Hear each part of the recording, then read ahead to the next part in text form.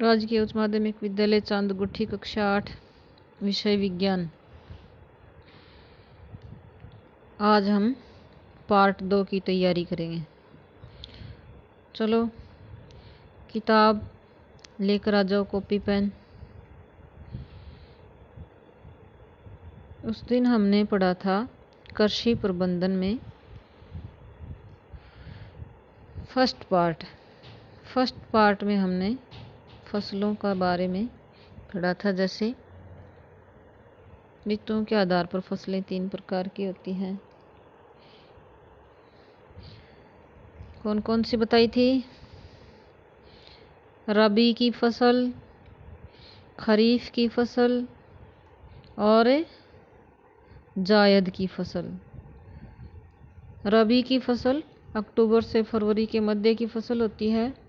इसमें जो हम सर्दियों में बोते हैं वो वाली चीज़ें आती हैं, जैसे गेहूँ, जौ, चना, मटर, सरसों आदि। और खरीफ की फसल में जून से सितंबर के मध्य की फसल होती है, जैसे ज्वार, मक्का, मूंगफली, बाजरा आदि। इसी प्रकार जायद की फसल इन दोनों के बीच की फसल होती है। मार्च से जून के मध्य में ये उगाई जाती है। खरबूजा, तरबूज, ककड़ी, लौकी, तोरई आदि। और उपयोग के आधार पर भी हमने फसलों को पढ़ा था।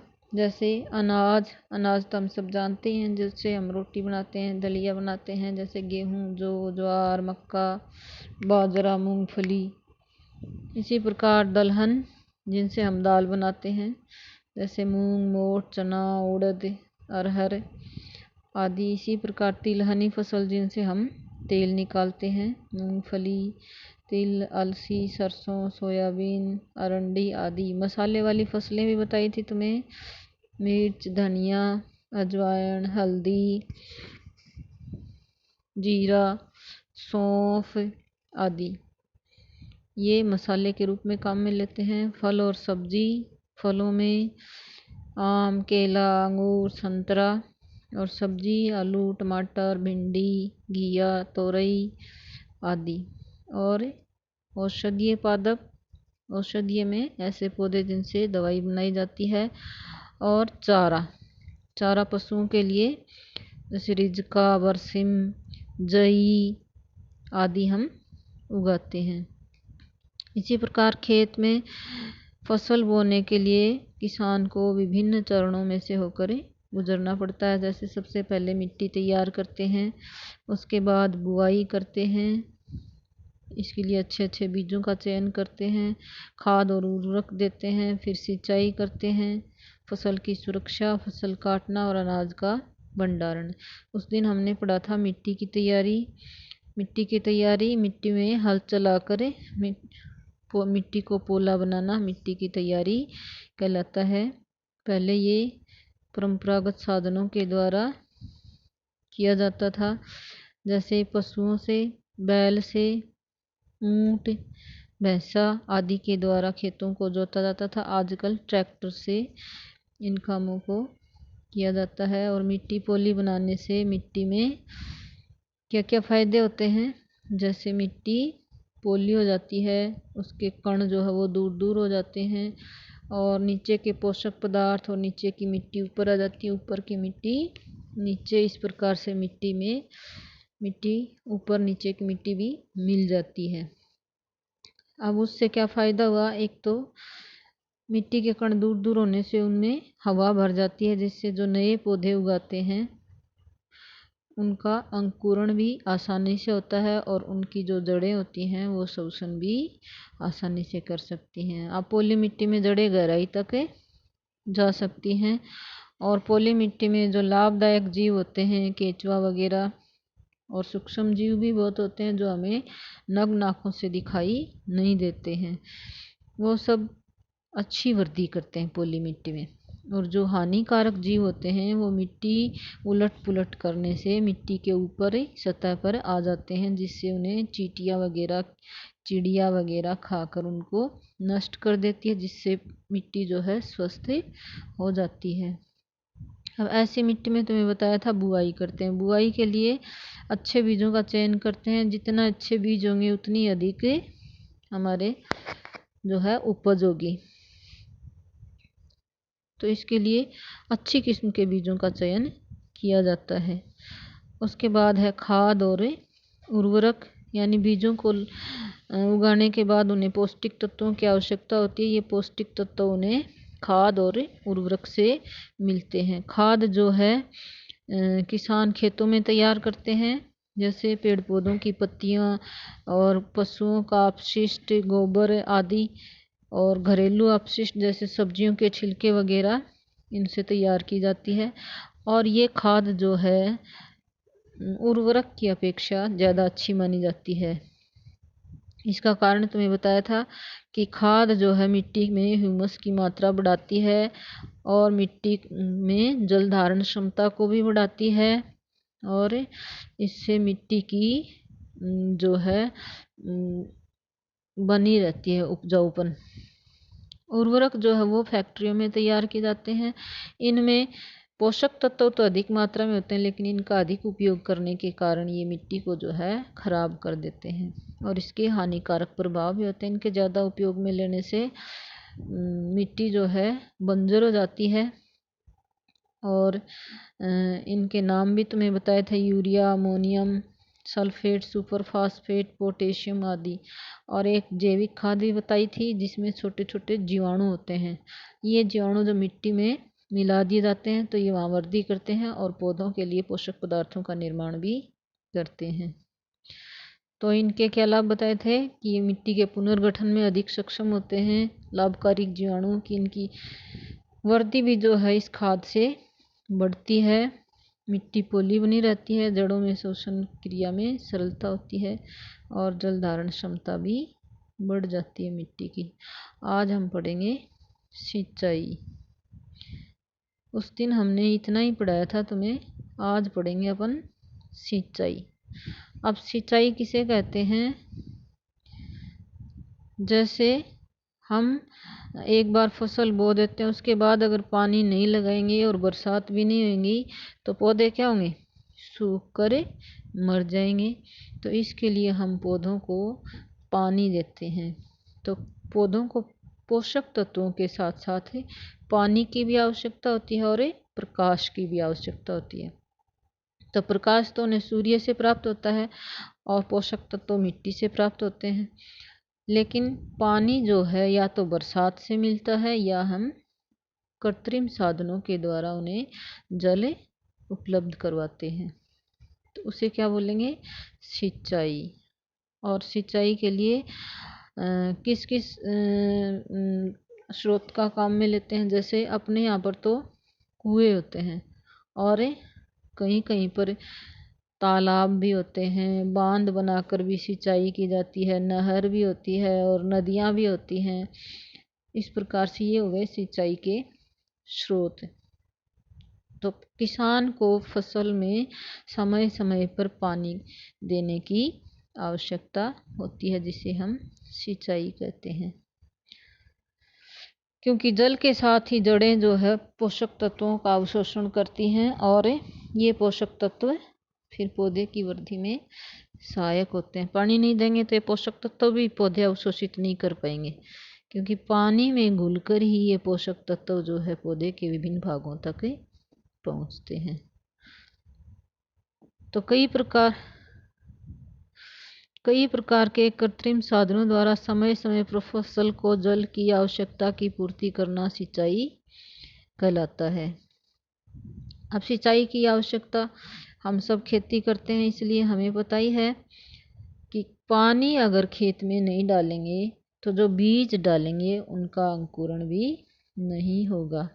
खेत में बहुत सारे घास के बीज भी पड़े रहते हैं, लेकिन जब तक बरसात नहीं होती तब तक वो नहीं उगते।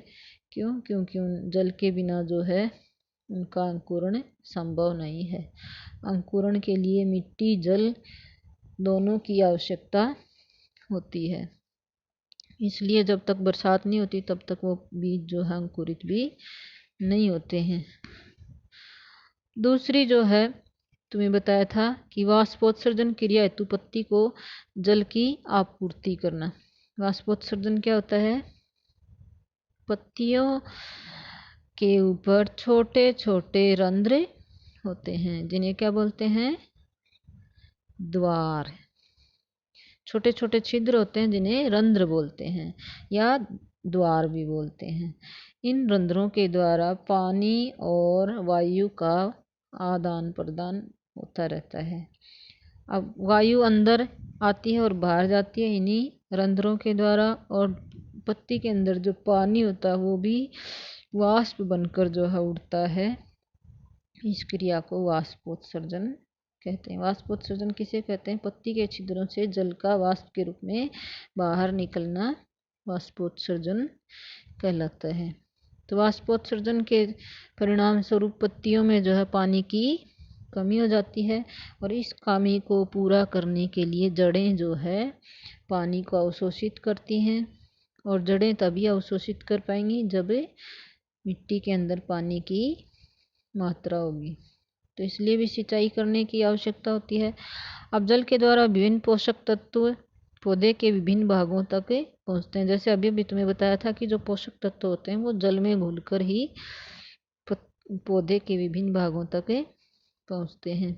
अब पौधे की वृद्धि और विकास में महत्वपूर्ण भूमिका। अब पौधा जो है वृद्धि करने के लिए उसे समस्त चीज़ें उपलब्ध होंगी तभी तो वो वृद्धि करेगा। जैसे हमें भी भोजन की आवश्यकता होती है वृद्धि के लिए, वैसे ही पौधों को भी इसकी आवश्यकता होती है। पानी और भोजन दोनों की आवश्यकता होती है। तो पानी पौधे जो जड़ों के द्वारा अवशोषित करते हैं। अब है सिंचाई हेतु जल के स्रोत। किसान नदी, तालाब, कुआं, हैंडपंप, नहरें, बांध आदि जल स्रोतों का उपयोग सिंचाई के लिए करता है। अब है सिंचाई के साधन। सिंचाई के कई साधनों द्वारा किसान फसल को जल की आपूर्ति करते हैं। ये साधन हैं जैसे पारंपरिक साधन और आधुनिक साधन। अब पारंपरिक साधन हैं जैसे इस चित्र में दिखाया गया है ढेकली और रहट और मोठ। ये क्या है? पारंपरिक साधन। इसमें पहले पुराने समय में काम में लिए जाते थे। आजकल जो है विद्युत पंप काम में लिया जाता है। जैसे अपने कुओं में मोटर के द्वारा पानी निकालते हैं। और डीजल पंप। डीजल पंप जैसे हम डीजल का इंजन लगाकर कुओं से पानी खींचते हैं। अब है आजकल नलकूप,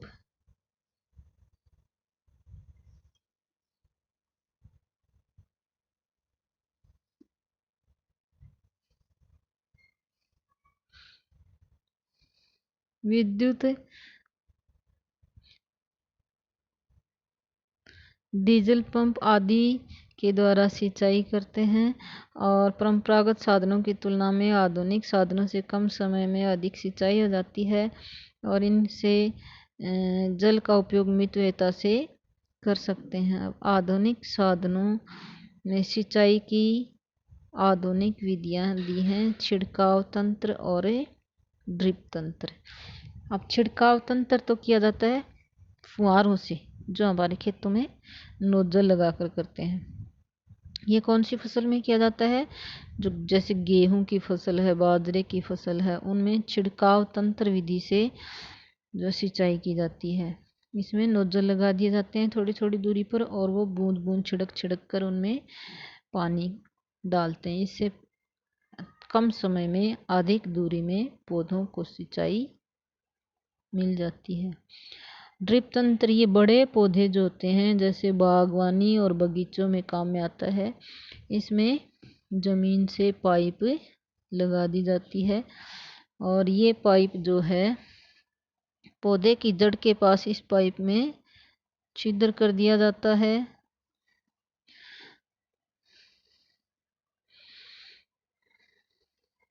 और फिर उस छिद्र से बूंद बूंद करके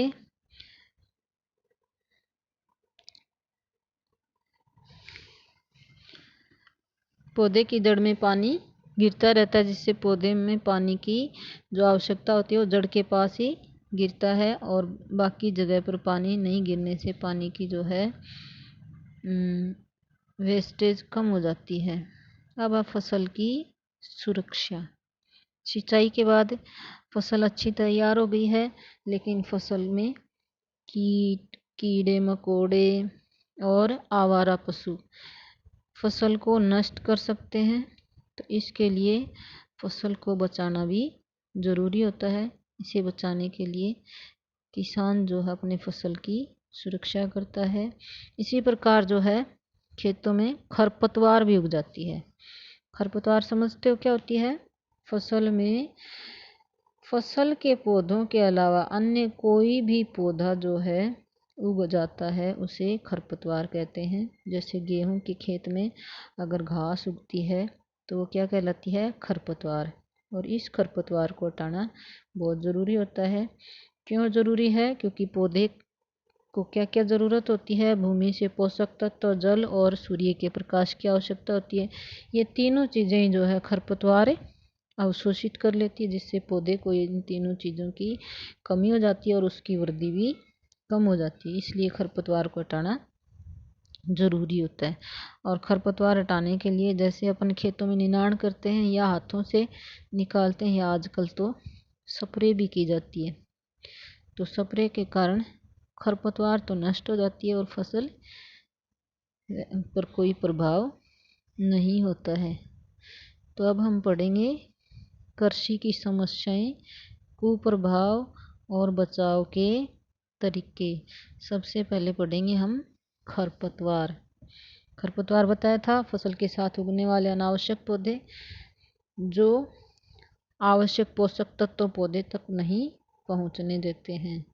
क्योंकि पोषक तत्वों का अवशोषण तो जल के साथ ये खुद कर लेते हैं और ये अच्छी वृद्धि करते हैं, जिससे फसल के ऊपर छाया भी कर देते हैं, जिससे सूर्य का प्रकाश भी पौधों को नहीं मिल पाता है। जैसे अपन खेत में देखते हैं कि घास जो फसल से अधिक जल्दी वृद्धि करता है और फसल तो घास के नीचे छिप जाती है, इसलिए घास को उखाड़ना ज़रूरी होता है। तो कुप्रभाव क्या होते हैं इसके? फसल को पर्याप्त पोषक तत्व नहीं मिलते, फसल को पर्याप्त प्रकाश भी नहीं मिलता। बचाव के तरीके, समय समय पर निराई गुड़ाई और खरपतवार नाशी का उपयोग। निराई गुड़ाई किसे बोलते हैं? जो हम निनाण करते हैं और पौधों को हाथ से उखाड़ते हैं उनको क्या बोलते हैं? निराई गुड़ाई। और खरपतवार नाशी जो स्प्रे किया जाता है जहर का, जिससे खरपतवार जो है वो मर जाता है। उसके बाद पढ़ेंगे हम प्राकृतिक प्रकोप। प्राकृतिक प्रकोप में क्या होता है? बाढ़, सूखा, सर्दी, आग। बाढ़ अगर खेत में अत्यधिक वर्षा हो जाए तो पौधे जो है पानी में डूब जाते हैं, जिसे क्या बोलते हैं? बाढ़। इसके लिए क्या करते हैं? खेतों में पानी बाहर निकालने के लिए नालियाँ बना दी जाती है, जिससे पानी बाहर निकल जाता है, जिसे बोलते हैं जल निकासी। सूखा, सूखे से बचने के लिए क्या करते हैं? कुओं से सिंचाई करते हैं। सर्दी, सर्दी भी कई बार बहुत सर्दी होती है तो फसल को सर्दी जो है लग जाने से उसके बीज ख़त्म हो जाते हैं। तो इससे बचने के लिए अगर खेतों में पानी लगा दिया जाए तो सर्दी का प्रभाव कम पड़ता है। इसी प्रकार आग, तो आग से बचने के भी उपाय तैयार रखने चाहिए। अब इसके बाद है फसलों को नष्ट कौन करता है? कीट, फफूंद, जीवाणु, वायरस, इनके द्वारा होने वाले रोग। ये क्या करते हैं? कीट होते हैं वो तो खा जाते हैं, और जीवाणु और वायरस होते हैं वो उनमें बीमारी कर देते हैं, जिससे बीज नहीं पैदा होते। तो पत्तियों का काटना, तनों का सूखना, फल खराब होना और उत्पादन में कमी। पत्ती, तना, फल ये खराब हो जाते हैं इन बीमारियों से, और इनको इनसे सुरक्षा के लिए कीटनाशक, जीवाणुनाशक और फफूंदनाशक का छिड़काव किया जाता है, लेकिन इनका अधिक मात्रा में उपयोग भी उचित नहीं होता। क्यों? क्योंकि ये जो है जहर होते हैं, और जब हम स्प्रे के द्वारा खेतों में इन जहर को छिड़का जाता है तो ये पानी के साथ ही ज़मीन में चले जाते हैं और ज़मीन से पौधे जो है इनको अवशोषित कर लेते हैं और अवशोषित करने के बाद जो इनके बीज और फल होते हैं उनमें ये कीटनाशक इकट्ठे हो जाते हैं, और जब हम इनका सेवन करते हैं तो ये पौधों से हमारे शरीर में भी चले जाते हैं। तो इस प्रकार से इनकी अधिक मात्रा में उपयोग करना भी स्वास्थ्य के लिए नुकसानदायक होता है। इसी प्रकार इनके छिड़कने से जो लाभदायक जीव होते हैं वो भी क्या हो जाते हैं, वो भी मर जाते हैं, जिससे फसल के उपजाऊपन में भी कमी आती है। तो इनका उपयोग कम से कम करना चाहिए। इनका उपयोग करने के बजाय जैविक कीटनाशकों का उपयोग करना चाहिए, जैसे नीम की पत्तियों का घोल बनाकर छिड़काव करना, ये सब। अब है जानवर। आवारा पशु जो घूमते हैं वो फसल को खाकर नष्ट कर देते हैं, तो उनसे बचाने के लिए खेत के चारों ओर बाड़ लगाते हैं। इसके बाद अगला पॉइंट आता है फसल काटना। जब फसल पककर तैयार हो जाती है तो किसान क्या करते हैं, फसल की कटाई। तो फसल के पक जाने पर किसान फसल को काटता है, जिसे फसल की कटाई कहते हैं। अब चित्र में दिख रहा है कि फसल काटने या तो हाथों से काटी जाती है, जैसे दरांती से, या मशीन से, हार्वेस्टर मशीन से। तो आज पहले तो जो है किसान ज़्यादातर हाथों से ही कटाई करते थे दरांती लेकर, लेकिन आजकल तो ये हार्वेस्टर मशीन आने के कारण ये मशीन जो है फटाफट खेत की कटाई कर देती है पकी हुई फसल की, और फिर मशीनों से ही इसको निकाल लिया जाता है। तो कटाई के लिए जो मशीन काम में लेते हैं उस मशीन का नाम होता है हार्वेस्टर मशीन। क्या नाम होता है उनका? Harvester machine. कई फसलों को जड़ के साथ भी उखाड़ लेते हैं और कुछ को ऊपर से काटा जाता है। उसके बाद है थ्रेसिंग। थ्रेसिंग का मतलब होता है फसल को भूसे से दानों को अलग करना। भूसे कटाई के बाद फसल को सुखा लेते हैं और सुखाने के बाद भूसे से अनाज को अलग किया जाता है। इस विधि को क्या बोलते हैं? थ्रेसिंग। तो छोटे खेत वाले किसान जो होते हैं वो दानों को हवा में पटक पटक कर अलग कर लेते हैं, और अनाज के दाने भारी होने के कारण नीचे गिरते हैं और भूसा उड़कर दूर चला जाता है। और जो बड़े खेत वाले किसान होते हैं वो कंबाइन मशीन से फटकने का काम करते हैं, जो शीघ्रता से हो जाता है। लेकिन आजकल तो छोटे और बड़े सभी किसान को किसका उपयोग करते हैं? कंबाइन मशीन का उपयोग करते हैं।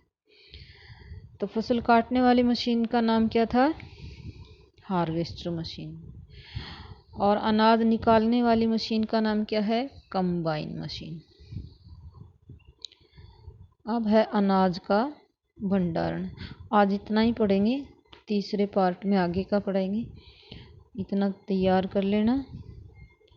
और आज का होमवर्क है, एक तो ये सारणी बनानी है, कृषि की समस्याएं, कुप्रबंधन और बचाव के तरीके, ये सारणी बना लेना। और ये सिंचाई की जो है आधुनिक विधियां, सिंचाई की आधुनिक विधियां हैं छिड़काव तंत्र और ड्रिप तंत्र। ये दोनों विधियों के नाम और ये चित्र बना लेना आज। और इसके बाद आज का काम है ये सिंचाई से फसल को लाभ। ये जो है ना, सिंचाई से फसल को लाभ, 4 पॉइंट दे रखे हैं। बीज अंकुरण के लिए वाष्पोत्सर्जन क्रिया हेतु पत्तियों को जल की आपूर्ति करना, जल के द्वारा विभिन्न पोषक तत्व पौधे के विभिन्न भागों तक पहुंचाना, पौधे की वृद्धि और विकास में महत्वपूर्ण भूमिका निभाना। आज का ये होमवर्क हो गया। देखो दोबारा सुन लो। सिंचाई से फसल के लाभ, ये चारों पॉइंट लिखने हैं। और सिंचाई की आधुनिक विधियां, इन दोनों के चित्र बनाने हैं। और ये वाली सारणी बनानी, कृषि की समस्याएं, कुप्रभाव और बचाव के तरीके, ये वाली सारणी बना लेना। और कल हम पढ़ेंगे अनाज का भंडारण और इसके प्रश्न उत्तर। ये कल करेंगे।